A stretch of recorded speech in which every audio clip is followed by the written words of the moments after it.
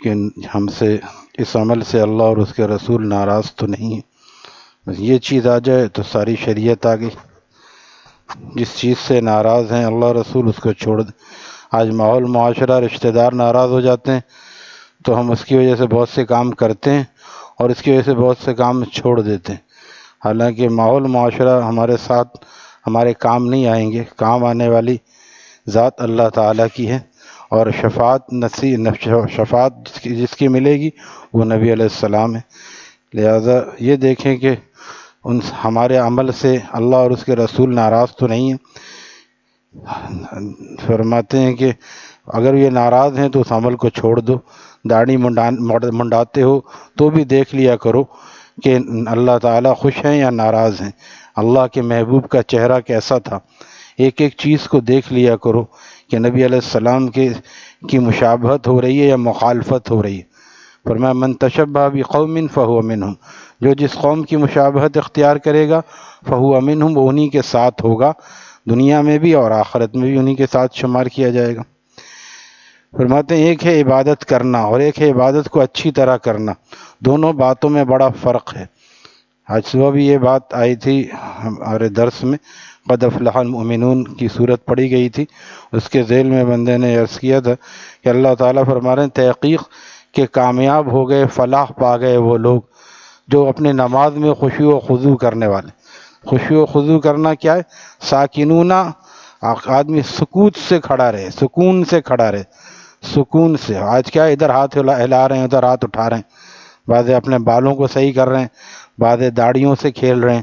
نبی علیہ السلام نے ایک صاحب کو دیکھا کہ وہ داڑھی سے بار بار داڑھی پہ ہاتھ لگا رہے ہیں، تو آپ نے فرمایا اگر ان کی نماز میں خشوع ہوتا تو یہ آدمی ایسا نہ کرتا. تو جس طرح بال صحیح کرنا نماز میں صحیح نہیں ہے، داڑھی بھی کو بھی ہاتھ لگانا صحیح نہیں ہے. بعضوں کی عادت ہو جاتی ہے بلا وجہ شغل کر رہے ہیں. مفتی رشید احمد صاحب رحمۃ اللہ تعالیٰ سے کسی نے پوچھا تھا کہ میری عادت ہو گئی داڑھی میں ہاتھ لگانے کی. مفتی صاحب نے علاجاً فرمایا کہ جب بھی ہاتھ لگاؤ تو 2 رکعت صلاۃ توبہ پڑھو. تھوڑے دنوں میں عادت چھوٹ گئی. کتنی دفعہ آدمی صلاۃ توبہ پڑھے گا؟ اسی طرح کوئی کسی بھی گناہ کی عادت ہو، بدنگاہی کی عادت ہے، ہمارے حضرت فرماتے تھے 8 رکعت صلاۃ توبہ پڑھو. ایک دفعہ بدنگاہی ہو جائے تو 8 رکعت صلاۃ توبہ پڑھو.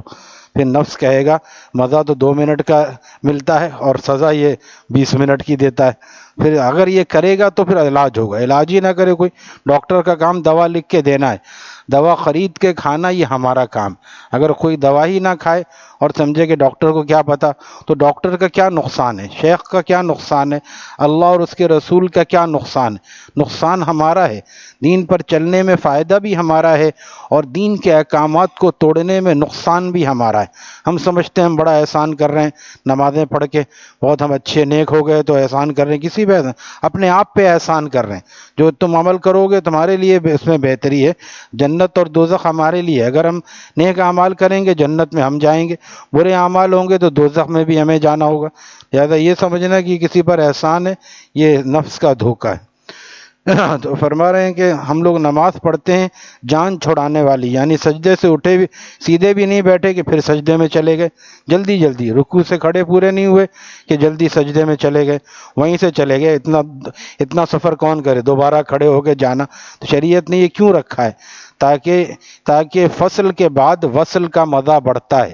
اہل عشق سے پوچھئے، ہمارے فرماتے تھے رکوع کے بعد پھر اس کے بعد قوما اس کو کہتے ہیں. کھڑے ہونا کیوں ہے؟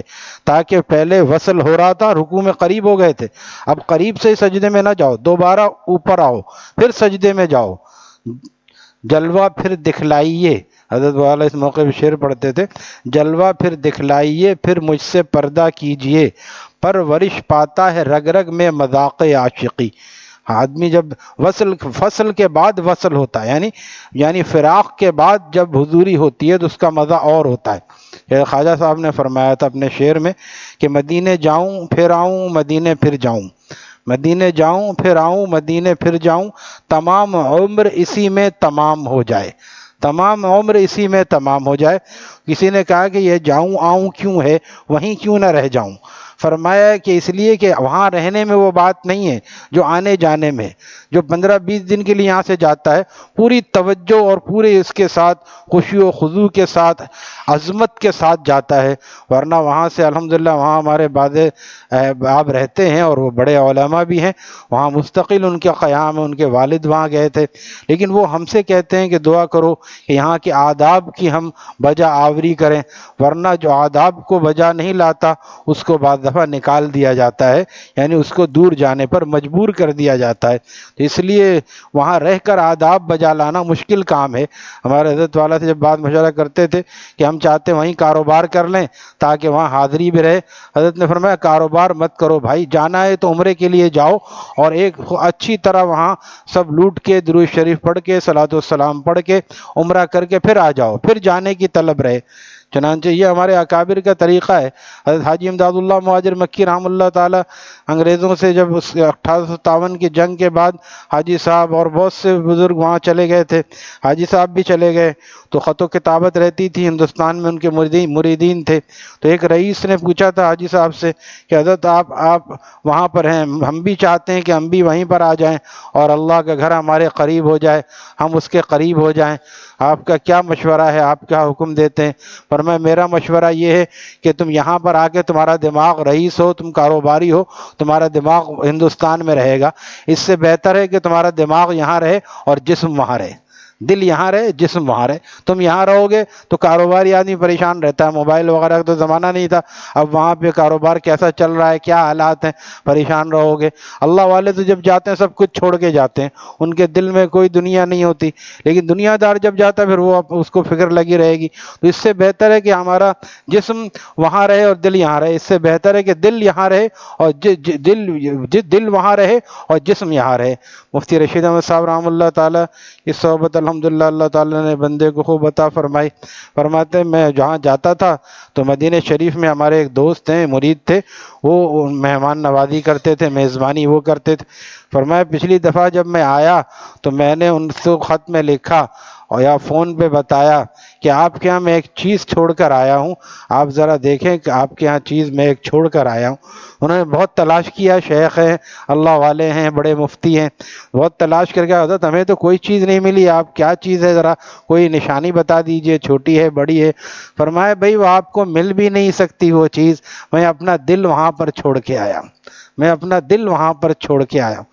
یہ حضرات اس طرح رہتے یہاں تھے لیکن جاتے تھے تو پوری خشوع و خضوع کے ساتھ جاتے تھے. تو یہی بات ہے کہ جب آدمی اللہ کی عبادت کرے تو پوری خشوع و خضوع کے ساتھ کرے اور اچھی طرح کرے. اسی لیے کہتے ہیں اعتدال کے ساتھ, ہر چیز اعتدال کے ساتھ.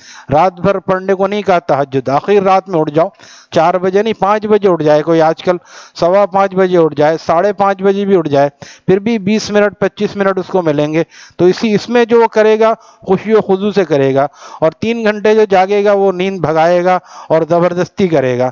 تو تھوڑا ہو لیکن اچھا ہو, عبادت تھوڑی ہو لیکن اچھی ہو, ذکر تھوڑا ہو لیکن خشوع و خضوع اور دھیان اور توجہ کے ساتھ ہو. تو فرما رہے ہیں کیونکہ جب ہم نماز پڑھنے لگتے ہیں اس وقت ہمیں پوری دنیا کے کام یاد آ جاتے ہیں اور ہم چاہتے ہیں کہ نماز کو ٹرخا کر جلدی جلدی جا کے وہ کام کر لیں. اب نماز ہو گئی نا, خاص کر عصر اور عشاء عصر اور فجر کے بعد تو دعا کا وقت مل جاتا ہے, تھوڑا بہت یا تو امام کرا دیتے ہیں, لیکن جن نمازوں کے بعد نوافل ہیں ان میں وہ کیا کرتے ہیں کہ ہم اٹھ کے بھاگتے ہیں, جلدی بس تھوڑا سا ادھر ادھر دیکھ کیوں کر کے مانگا اور بہت سارے کام یاد آتے ہیں.